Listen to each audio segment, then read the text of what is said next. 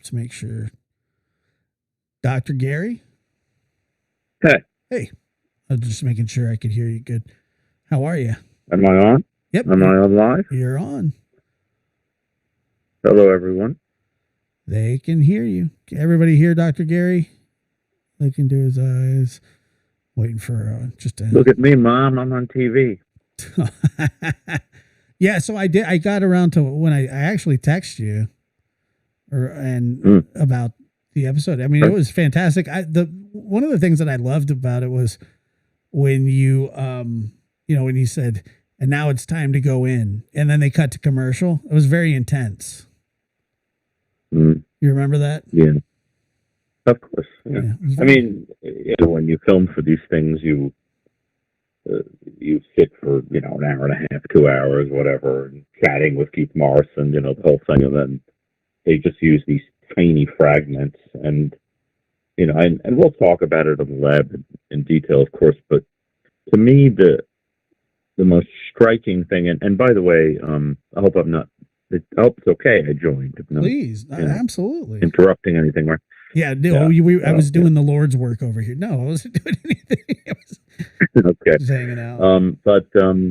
Okay. Well, but to me, the most interesting thing about the episode is what they didn't say, which is to drive home the point that what they were really saying is that he appears to have been, he's guilty, appears to have been motivated a lot more like a serial killer, like than a mass murderer. Like he was kind of starting out his right. The series. Yeah. Well, remember that the largest study that was ever done of mass murder, I co-created, right? We did at Columbia, and that's what one of the first things that made it possible to create the profile that I did with Chris and Ann Burgess and Dean Jackson and Greg Cooper. Now people can go back and see that it's before he was even arrested, the whole starting point of it is that this looked like the type of mass murder that was committed by somebody with a lot more serial killer-like characteristics. And from that, we were able to, kind of deduce a whole bunch of things. And, but it's, look, the fact is, unless you're a serial killer like Dennis Rader that's going to go on to commit serial killing, you don't typically have, violent pornography, or lots of images of other serial killers that fascinate you, and you don't buy a blade, 7 months before you, have a victim and things like that. These are things that are suggestive of somebody motivated by fantasy. And the other thing that they sort of didn't say out loud that is very clear is that motive was almost certainly sexual in nature. The reason I think that the Idaho case looks motiveless is because the average person who hasn't been exposed to people that can kill for no reason other than sexual fantasy, grope for more human motives. It was just motivated by being guilted. It was motivated by no. That's ordinary people who snap are motivated by things like that. This is a situation where I think it's somebody who was feeding the beast with violent pornography fantasy for some time, and then a precipitating event finally stressed them out enough that it was time to go in, like you're saying. Yeah. And the whole thing was a gigantic intel failure. Everything got totally out of control, and is what I think happened. My horrifying image, and I discussed this, but none of it was used, is that I really do think that the purpose was to go in there with the blade and possibly abduct Maddie. Perhaps take her to the park, do God knows what, because Bundy did. And my sense was it was not something that was going to happen there in the house, because you need privacy with the victim, and there were people in the house, and he knew that.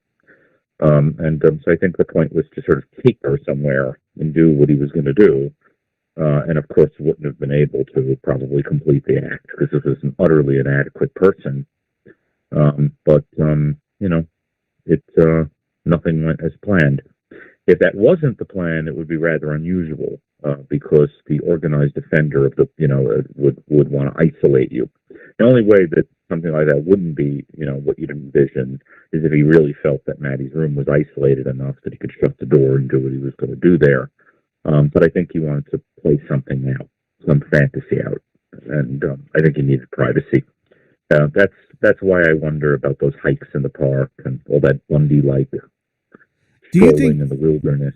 Do you? And I know that Mm-hmm. I know this is speculation, but like the young lady about the hiking and stuff, and I mean, do you think that they were sort of insinuating that like maybe he was looking to harm her as well? Harm whom? The girl that he exchanged phone numbers with and messaged her about the hiking.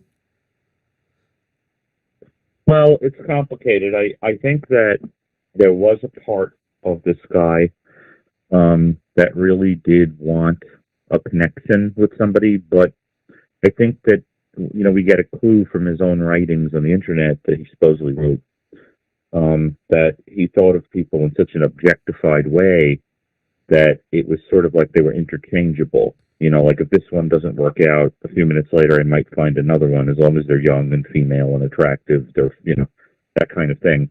Sort of like Bundy at Lake Sam every 15 minutes trying to get a woman, to fall for his ruse. Right. And he winds up with Naslund, right? They're sort of interchangeable.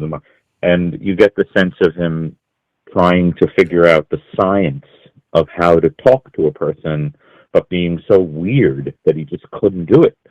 And so I think, that even the way he writes to her is so stilted and odd. Remember?